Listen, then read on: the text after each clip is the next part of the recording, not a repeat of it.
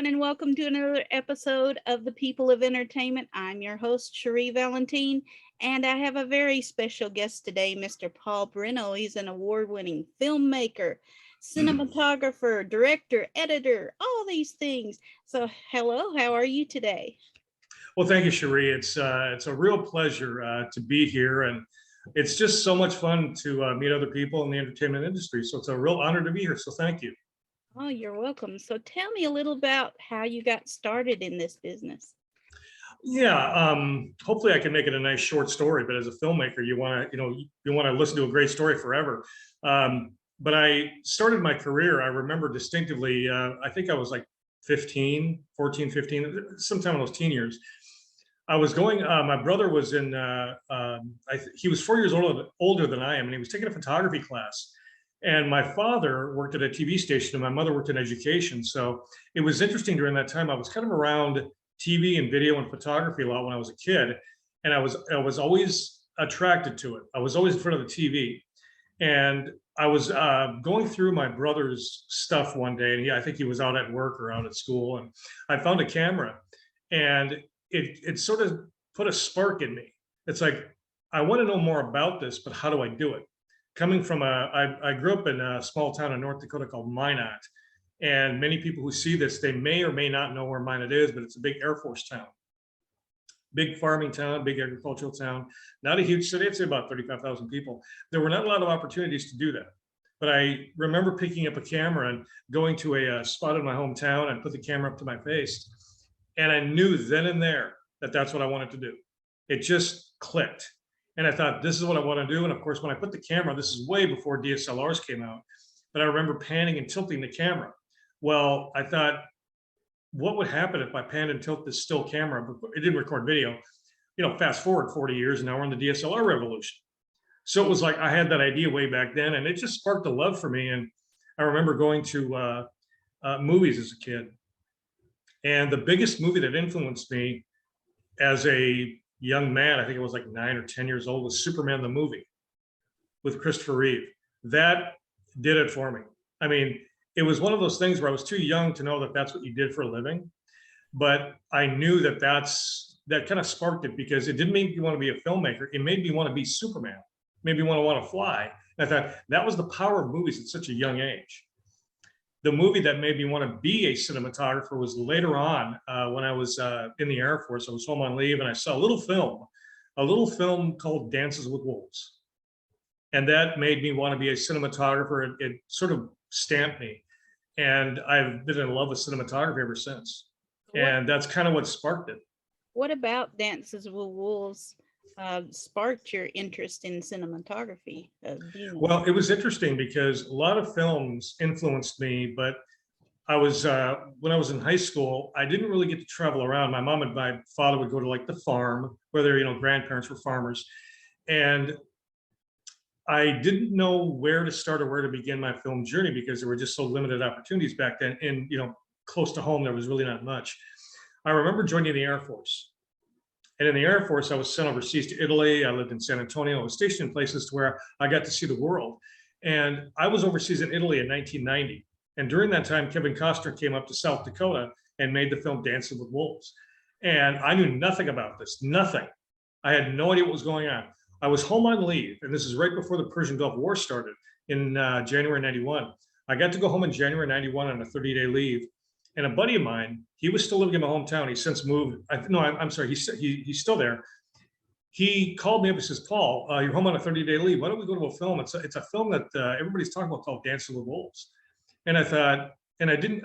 This is before the internet, before social media, so I knew nothing about the film. And he said, "Well, it's 3 hours long." And I thought, "Geez, 3 hours? Are you kidding me?" But I went into the film, and the story of a Union officer being in a foreign land, but the foreign land being sort of like my backyard, even though it was South Dakota and growing up in North Dakota, it's the same landscape, the Lakota Sioux, everything. And everybody was raving about it. From the opening shot of Dances to the opening soundtrack, I was hooked. Never had I had that, except in Superman the movie. That made me want to be Superman. But this film, the cinematography just spoke to me. How it was framed, the lighting, the color. It just blew me away, and I didn't want the film to end. I thought it was like a magical experience that I didn't want to have end there because I wanted to keep knowing more about it. And when I went back, I found out who the cinematographer was, getting Dean Semler. And Dean Semler is a legend in the Australian Cinematography Society. And I thought if I ever have a chance to shake his hand and say thank you, I will. And I ended up doing that years later.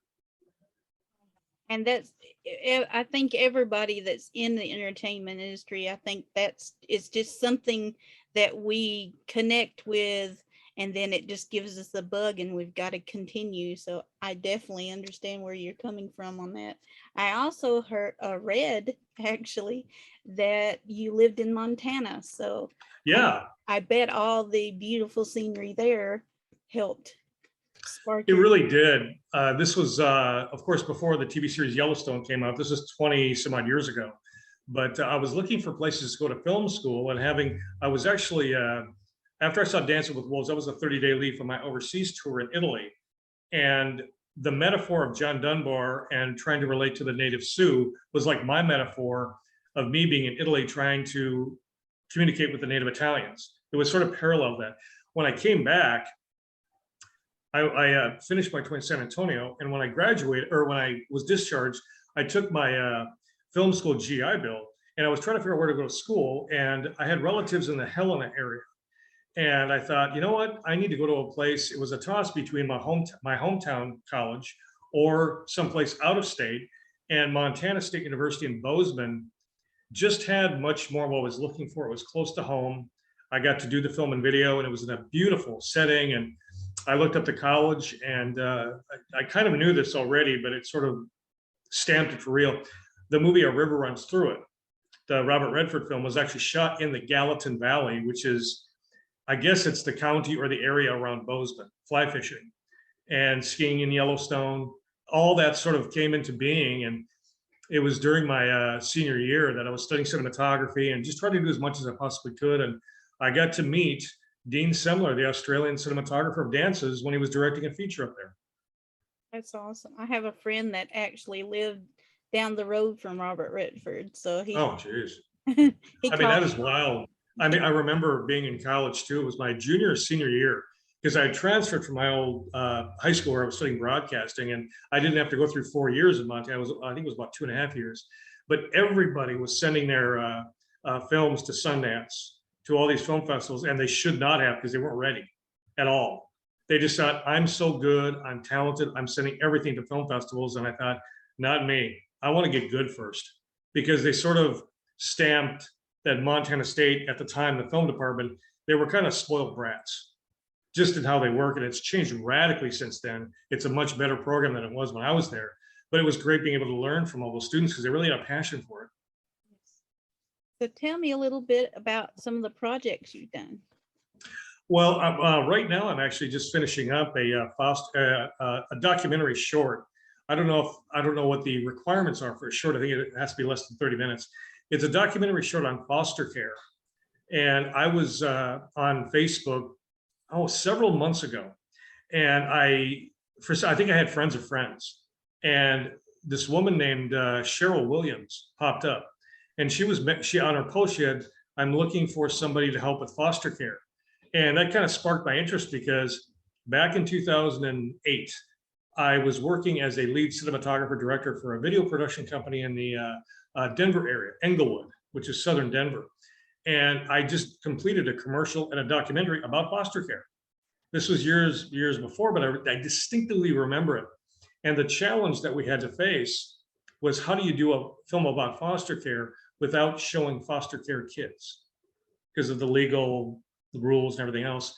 And I thought, wow. So I made contact with her, and we were talking, and it didn't work out at that time to make it because I was working full time and I just didn't have the time. Now I do, and I was in Austin this past week doing interviews with her and another participant, and it was great being able to meet her and talk with her just about her program. Prior to that, and I'm just finishing it up now, I have a couple more things to do next week. But it's so great to sort of sink my teeth into something creative and informative and hopefully educational. Prior to that, I was doing a documentary for us business here in East Texas. It was a quilting business. And I know nothing about quilting except just what the average Joe knows about. completed that documentary. It was about 40-minute long documentary, and it won a bunch of awards, I think, in Rome, Italy, and Paris. Nominations. It was just incredible. I shouldn't say I'm a one-man band, but I kind of am. I would love to work with the crew and all this, but I was able to do it. And after I was done with the documentary, it was about just shy of 40 minutes. Unfortunately, I got COVID, and I spent 2 months in the hospital getting better. And it just gave me much more of a passion to do this type of work. But that's what I'm kind of working on now. And somebody just emailed me this morning about wanting to do maybe a video about their foster care organization. So what I'm hoping for is that it goes through, because I'm looking for full-time work, like, you know, anybody, specifically during this time of Christmas where things were winding down. But I'm just so happy that the work that I'm doing now is being recognized, and I want to keep working. I also saw that you did a film about COVID. I did, yeah. This was, you know, the ironic thing is when you do about film about COVID, you probably get COVID. It's like, you know, the flu shot. You get the flu shot for friend, they have the flu, and then you get the flu after that because of the shot. Well, yeah, it was late February or early March of 2020. I was in my hometown in Minot, and COVID was just hitting my hometown. So the takeout only policy, restaurants and businesses, they were closing down. It was wild, and I never really thought about it until I went to one of my dad's favorite. It's a truck stop, but they have a restaurant in there, and the truck stop was a client of my father's in radio and TV for a number of years. He knew the owner personally, and I was in there getting some food, and I looked around, and it was interesting because anytime they have sections of a restaurant or a business blocked off, it's either for renovation or they're upgrading or whatever. Well, more sections week after week were being blocked off. And I thought, this looks like a disaster film. It's like Roland Emmerich or somebody came in, made a disaster film, but then didn't clean up. And I thought, nah, let's just move on. A couple of days later, I'm online looking at one of those film networking websites on Facebook. And I saw a guy's post. He says, I'm a filmmaker and I'm bored silly. What do I do because of COVID? And I'm thinking to myself, why don't you make a film about it? I mean, put your skills to work, you know.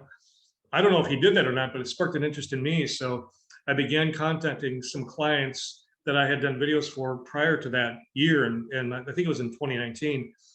It was really great because I thought, this is what I want to do. I'd like to actually make a film about how COVID will affect small businesses in a small town. I don't want to go talk with residents because it would be way too long. But I thought if I could pick 7 businesses that are so vastly different, from a church to a fitness organization to a restaurant to music, have all that involved in, are they going to be optimistic or are they going to be so ticked off? That would be the drama. And I was really surprised at how upbeat everybody seemed to be. They were scared, but they knew that the loyalty of the customers was still going to be there, so they didn't have to shut down. And I was just blown away by it. And it was called Coronavirus versus the Magic City. And Magic City is the nickname of my hometown, Minot. And the reason why it's named that is because years ago when the railroad came through, you know, doing, you know, the railroads out west to Montana and so forth, the city sort of sprung up like magic. It just happened to just show up, all these tents and everything. And I think around 1889 or 1880s, late 1880s, that's when the town sort of got its, I guess, start. And I thought I need to, I also would want to mention too, that in 2011, my hometown went through a major flood from waterfall or from water displacement in Canada. And it displaced about 4,000 people, I think. I don't know the exact number, but it displaced a number of people. And I thought, okay, how does a natural disaster, so to speak, like water or a blizzard compare to a government controlled disaster like COVID? Is there a difference? And how optimistic are you for 2020 and beyond? I heard that it won awards to the COVID one that you did. Yeah, I'm still shocked because, like I said, it's a one-man band, you don't expect it, but it won in Toronto, Los Angeles, I think New York, tri-state. I'm actually going to be written up in the New York Close-Up magazine here soon.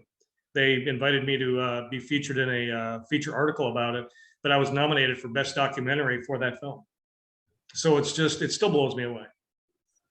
Well, do you think that COVID has affected the entertainment industry? I think it has. I mean, it affected me, and I'm not even near the entertainment industry, but I'm living in a small town right now, and I got it from a coworker for my environment. But I think it has because I read where I think it was Tom Cruise had this shouting match or something. Got really upset at a crew on his latest Mission Impossible film because he wasn't wearing a mask or something to that effect.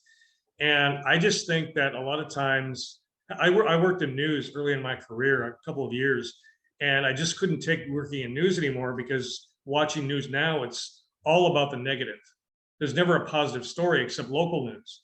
It's either murder or corona or somebody else. It's more opinion than it is facts or what's happening. And it's affected every business, which is really terrible. And I thought, you cannot tell people you can't do this because we're a resilient culture. We're going to do it anyway. If you tell us no, we're going to prove you wrong. I think people should be safe because I still wear a mask around, even though I was in the hospital getting corona out of me. I still don't want to take any chances because even if a person has a cough or sniffles, it could be just a cold or allergies, and I have bad allergies. It's bad when people they freak out or they overreact.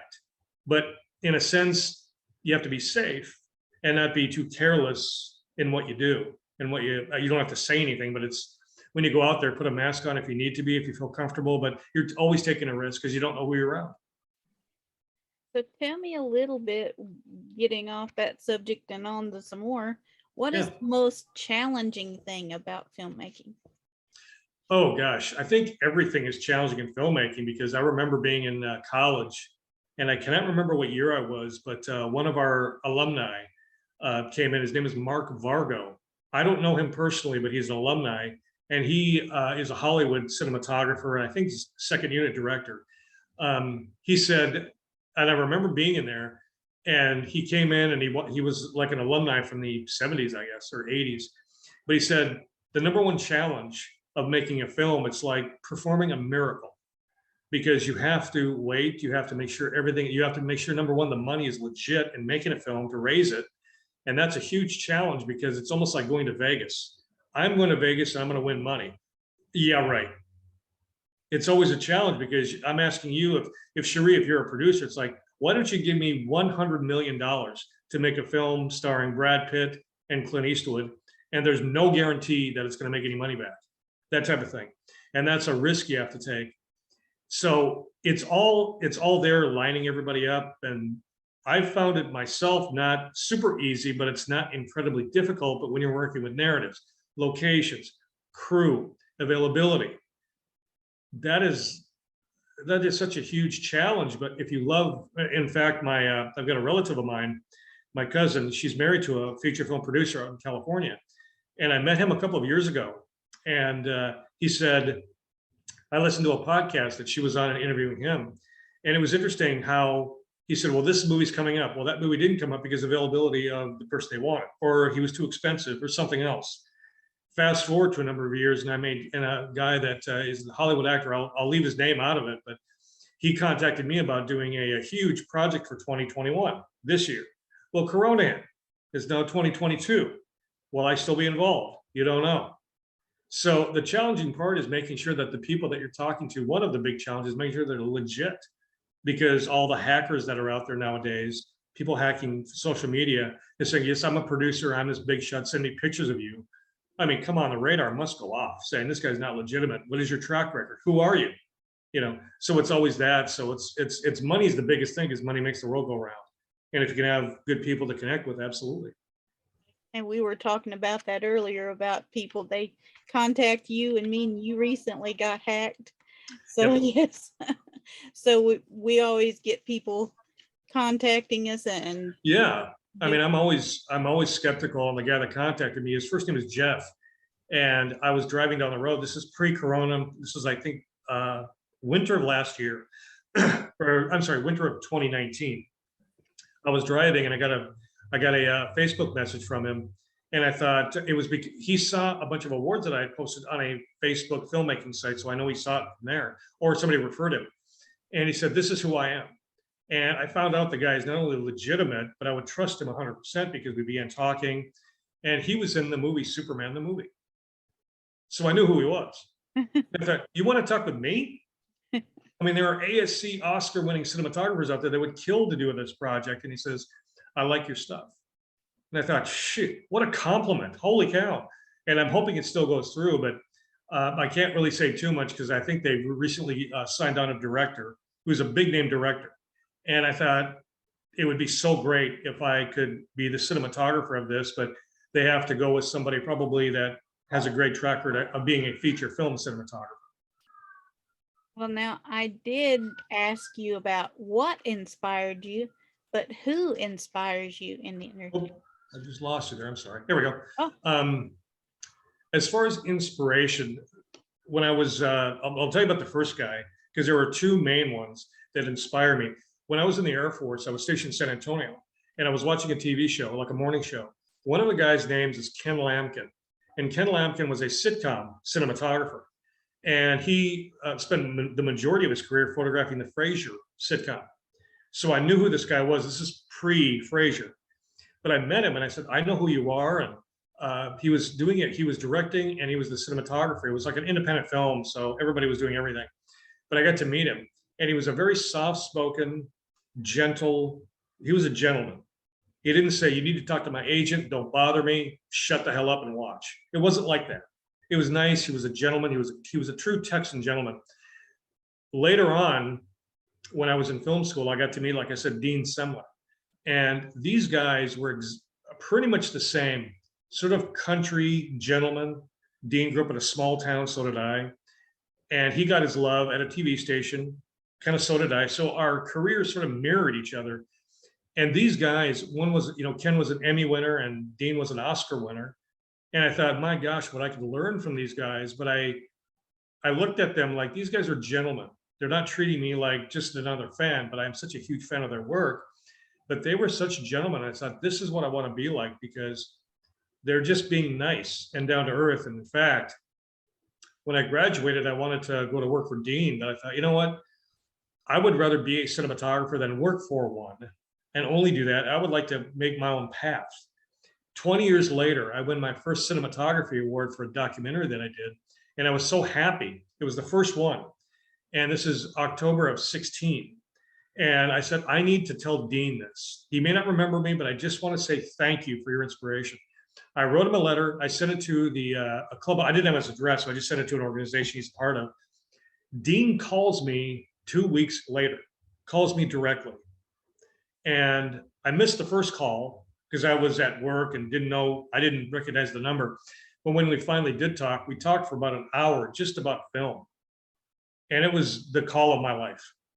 I mean, I didn't ask for a job, but he says, I'd like to see some of your work. And I almost peed my pants because I thought, you want to see my work? I'm a one-man band.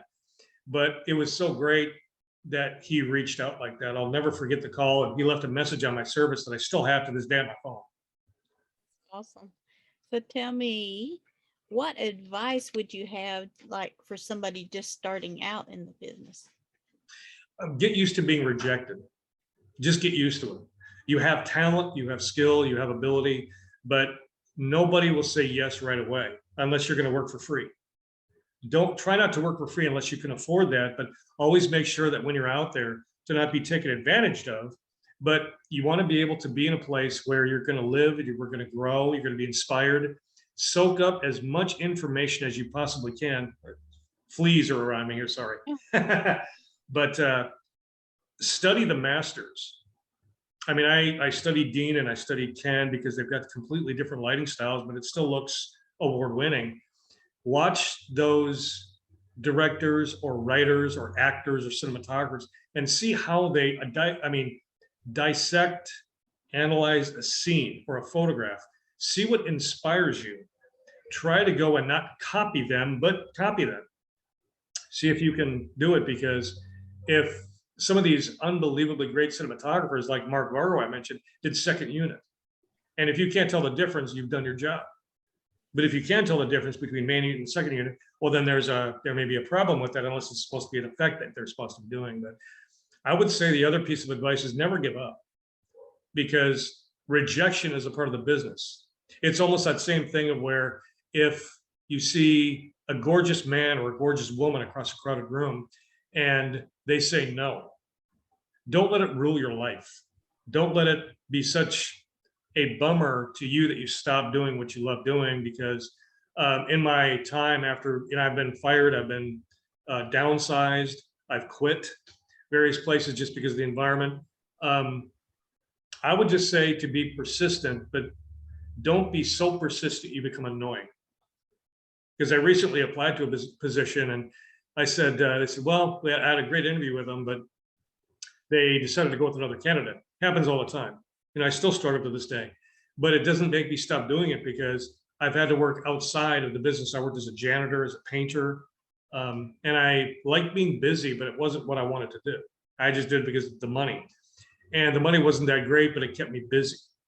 But I would suggest just feed that passion, because even if you have to do it on the side, at least you've got a passion, because things will happen. They just won't happen overnight. I mean, it took me, I graduated from film school in 97. I didn't get my first award until 20 years later. And it still sparked my passion to want to do better work, because I still don't feel like I'm good enough. I think that is just something that has spanned every interview I've ever done. Is everyone that I've interviewed, nobody gives up. They keep going, no matter what happens. Even me, like, when I started out, I didn't give up. I said, I want to do this. I love to do this. So I'm going to find every way I can to keep doing it. So you're right. Exactly. Yeah. Well, I think that that passion and that the drive will drive you to continue, because I never, ever, ever expected to be awarded this many awards, ever. And I was talking with my alma mater, Montana State, and they wrote me up. I basically, and I think it was 2016 or 17, I made contact with my old professor. I think he's the director of the department now. And I said, I just want to let you, this is me, this is when I graduated. He goes, yeah, we remember you. Well, these are the awards that I won. And they put me up on their alumni news. I thought, well, that's great. That's almost better than the Oscar, because you're being written up for excellence. And then they put a big posting on their film department wall about my awards, and they counted them up, and they had, at the time, I think it was 2017, I had like 39 of them. That's awesome. Now, I was talking with a producer in Florida, and she says, Paul, do you realize you have now over 80? And not even, and I said, well, I can't have that many. She goes, yeah, because a nomination, a semi-finalist, and a win, they're all awards. It's like, oh, I guess so. So it's great when you're recognized, because I was just recognized for best documentary for this quilting from a film festival in India. It was the Birsamunda Film Festival. Well, Birsamunda is their Braveheart. Awesome. I thought, wow, what an honor. So what movies do you have, or what plans do you have for movies in the future? Oh gosh, like I said, I would love to be able to do like this Western that this actor, Jeff, he's a producer now, that he talked to me about. He sent me the script last year or the year before, and I think it's supposed to be a mini series, but I can't really say too much because things change left and right.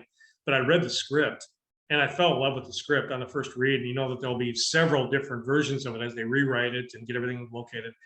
But I thought, boy, I would love this. And it's just interesting how things happen, because in film and video, you can plan, but those plans pretty much go out the window with whatever work comes in.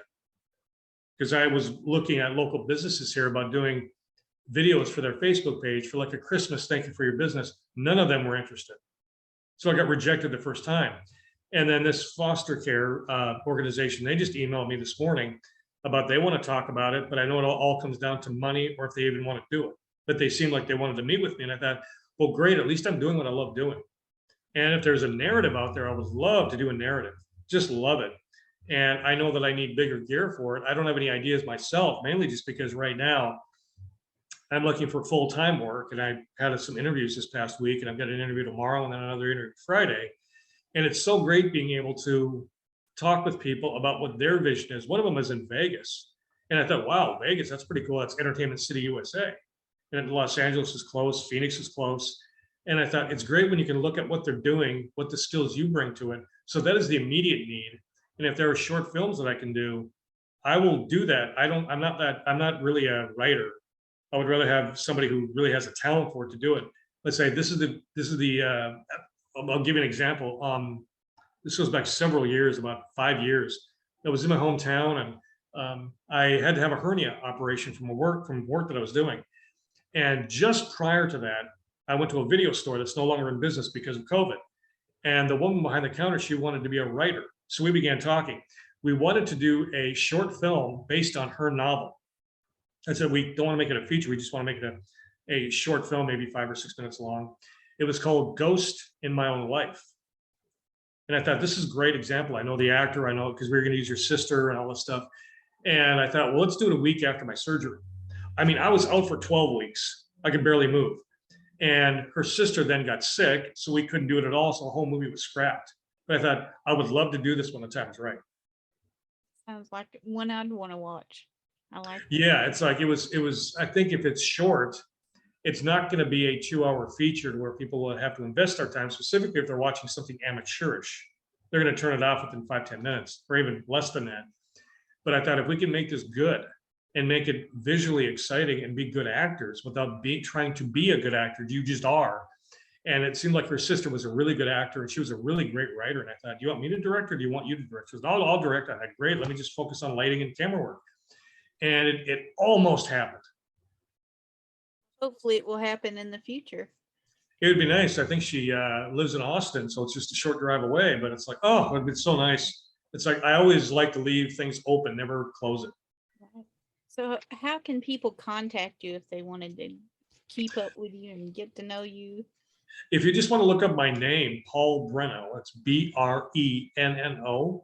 I do have looked that up on Google, and a bunch of stuff will come up. My IMDb page is on there, and I'm still trying to get it fine-tuned a little bit. Tammy, who's a producer in Florida, she was helping me put it together. She was a wonderful, wonderful help for me. But I wanted to try to put it up and see what would happen. I think my information is on there. I have a Wix site that was like a free website. I had Squarespace, but it was a little bit too much money to spend per month every month. Once I get back into full-time work, I'll probably do it again. But it's paulbrenno.wixsite.com/PB Films and Media. Or you can put PB Films and Media in Google and it should show up. But that's the best place to reach me, or my email, it's paulbrenno@gmail.com. And don't call me because I'm going to be changing my my phone number here soon. But if I get an email from somebody, I always try to answer it, specifically now when I do have some time on my hands. But I would love to talk with anybody about any type of project that they want to do. All right. And guys, he's my friend on my page on Facebook. Yep. So if you want to get in touch with him, you can also contact me, and we'll be sharing the link to this when it airs. And I'm sure it'll be on your page when it airs too. So Yeah, I certainly hope so. We'll be all over the place, Instagram and YouTube. So there's always a way to contact. And I want to say thank you so much for coming to see me. And thank you for being my friend on Facebook too. Well, thank you so much for having me. It's been kind of a roller coaster ride from Corona and being in the hospital and then getting back into life again. Because if I'm hoping to send this to some friends of mine there's a special lady that I know, Leslie, and we contacted last year. She's an actress, model, and so forth. And I got to know her through texting, man. We haven't met yet. But she talked with me about doing a documentary about her faith journey, which I hope still goes through. And there's Lana, who's a great friend of mine as well. But it's just great when you can actually meet people and have some legitimacy. But be careful of those hackers out there because they make life just hell for you. Because I just contacted today, just before our interview, about somebody, and I don't remember ever meeting her because I didn't. I thought, yikes. So I just concentrated on the film and try to get everything done. And it's been such a pleasure to be here with you. And well, we can thank the hacker because that's how I've got in contact with you. So yeah, there's maybe a little bit of good that can come from that, but just be prepared. If it's not my face, it's not me. Yes. All right. Well, have a nice day, and I'm sure we'll do a follow-up episode soon. Yeah, I would love that. I would love to come back again. Yes. All right. Well, I'll see you later, and guys, we'll see you later, and I'll leave you with I guess I've tried to find something that is universal to say at the end of all these things, and what I can say is life is short. Don't live somebody else's dream, live your own. Keep the courage up to dream. Keep continuing with your dream. Never give up. Keep the courage up, guys. Have a good day. Bye.